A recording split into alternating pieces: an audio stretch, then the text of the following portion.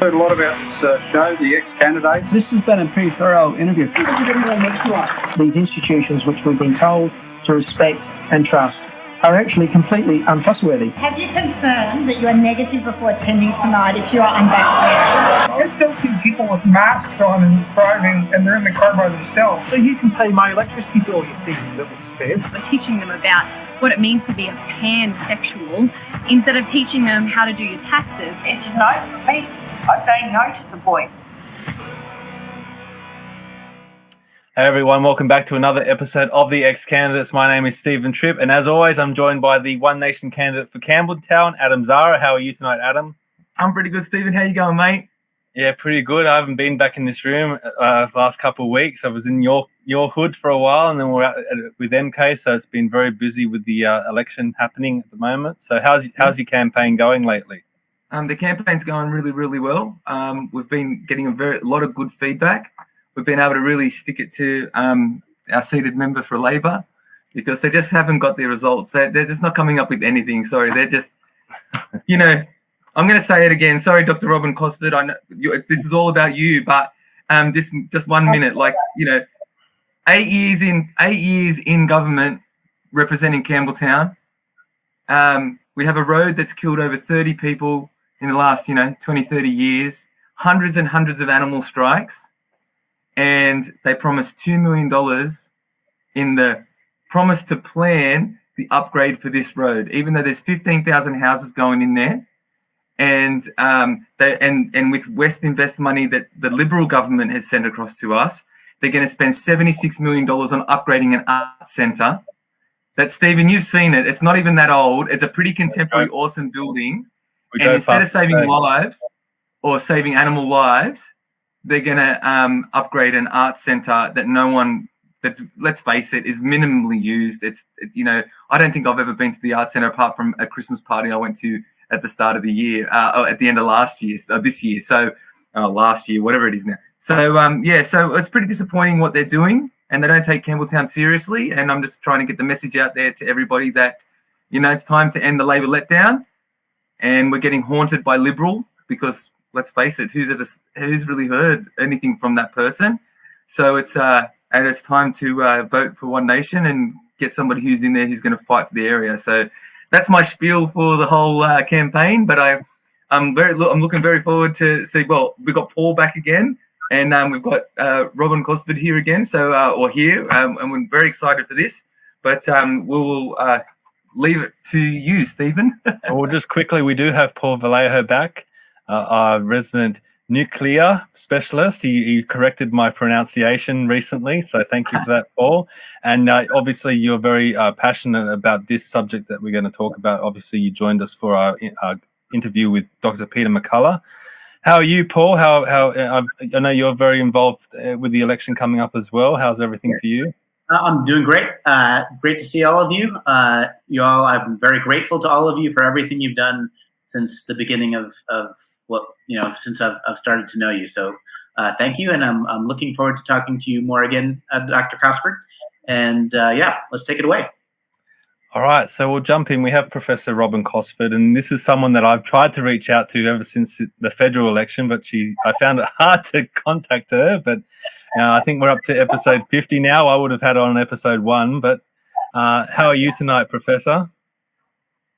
I'm great, thank you. Yeah, call me Robyn for this. I save titles for when I've got to get past secretaries or I'm on stage. So Robyn is great, and it's just really good to be here. Thank you for inviting me in. No, that's awesome. Now, I think for a lot of doctors, the pandemic was really a turning point or a fork in the road for them. But for you, can you just give us a little bit of a background of who you were, pre-pandemic and what you were involved with? Yeah, I guess I've been fortunate in a way that I basically knew what was going to come. I just didn't know when. I've been working in the field of nutritional and environmental medicine, and particularly children's neurodevelopmental disorders, autism, all that kind of thing, chronic fatigue syndrome and so on for 35 years. So I've been in this space of needing to look at what's the effect on health of vaccinations, what's the effect on health of what we're doing in the environment. I was a researcher with University of Newcastle for a while, and they, at the time, were the world leaders in researching chronic fatigue syndrome. Tragically, that group split up, so it didn't go to fulfilment, which was very sad. And I was a conjoint lecturer with University of Newcastle as part of that. So in that research, what we were looking at was the metabolic abnormalities in chronic fatigue syndrome, because it's a metabolic disease. It's not just, oh dear, you're too tired. It's a real metabolic disease. And at that time, in the 1990s, that was not recognised. It's more recognised now, but it wasn't recognised then back in the 1990s. So I ran those same tests that we were doing on the chronic fatigue patients on some of my autism and ADHD patients, and found striking similarities that really sent me down the track of looking much more into the biochemical abnormalities and the gut microbe abnormalities in those kids.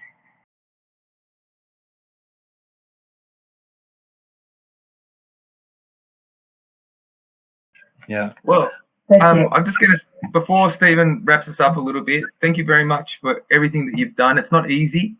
And we've all, in our own way, we're all kind of warriors for health. You know, I might not practice all the healthy things that I need to, but we're all warriors for health, because we know that there's definitely something wrong with the medical system.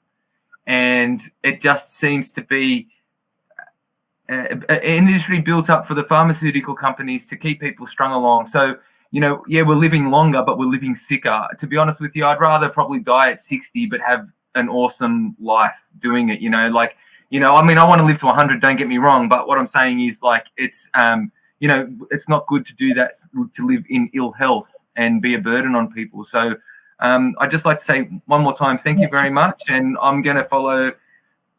I watched a few of your podcasts and stuff today, and I was absolutely blown away. And you give a lot of people and regular people, and I'm a simple person. I hope of, you know, just making our lives in turn better.